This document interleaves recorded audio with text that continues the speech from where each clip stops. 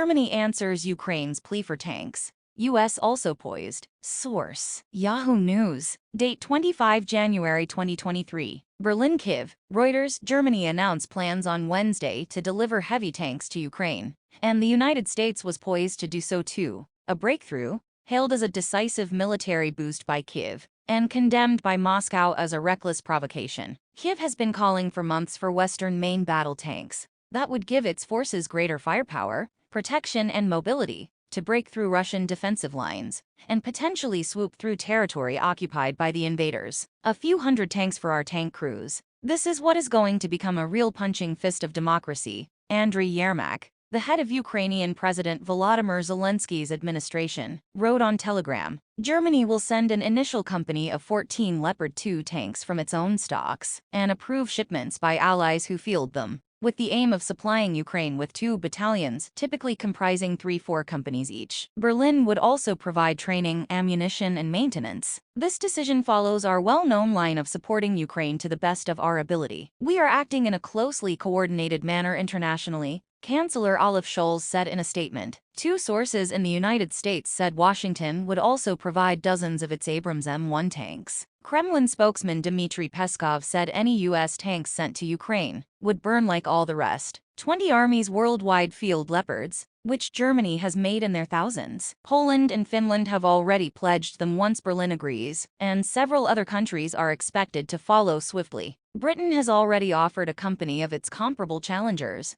and France is considering sending its Leclercs. Mark Hertling, a former commander of U.S. ground forces in Europe, estimated Leopards could reach Ukraine's battlefields as soon as March. The turbine-powered U.S. tanks, which need more logistical support, could be more than 8 months away. Provocation. Moscow says supplies of modern offensive weaponry to Ukraine will prolong the war and postpone what it says will be its inevitable victory. Anatoly Antonov, Russia's ambassador in Washington, said deliveries of U.S. battle tanks would be another blatant provocation. It is obvious that Washington is purposefully trying to inflict a strategic defeat on us, Antonov said on the embassy's Telegram messaging channel. In the past week, Russia has ramped up its threats, with Dmitry Medvedev, an ally of President Vladimir Putin, saying openly that a nuclear power that faced defeat could use nuclear weapons. Western officials who support sending the tanks have dismissed Moscow's threats as bluster, saying Russia is already waging war at full tilt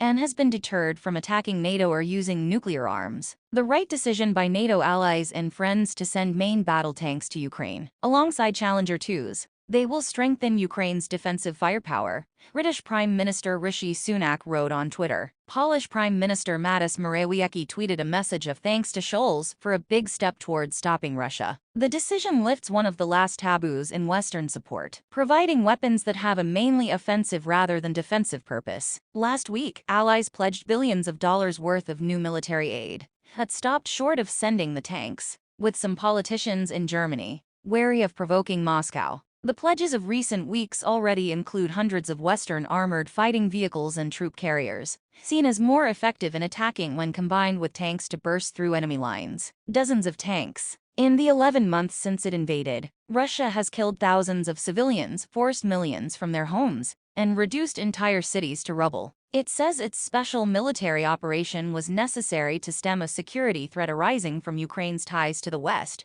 which it now portrays as seeking to destroy it. Kyiv and its allies say Ukraine never threatened Russia, and the invasion is a war of aggression to subdue its neighbor and seize land. Ukraine defeated Russia's troops on the outskirts of Kyiv last year, and later drove them out of swathes of occupied land. But Moscow still occupies around a sixth of Ukraine, and has declared this territory part of Russia. Ukraine says it will not stop fighting until it recaptures all its territory. The front line has been largely frozen in place for 2 months, despite heavy losses on both sides, with both believed to be planning new offensives for the spring. Zelensky said Russia was intensifying its push toward Bakhmut, an industrial town in eastern Ukraine, where thousands of troops have been killed in trench battles that both sides refer to as a meat grinder. The Russian-installed governor of Ukraine's Donetsk region said units of Russia's Wagner contract militia were now moving forward inside Bakhmut, with fighting on the outskirts and in neighborhoods recently held by Arcane. Reuters could not verify the situation there. Thanks for watching. Please like, comment, and share. Don't forget subscribe and click the bell button to get update news reminder.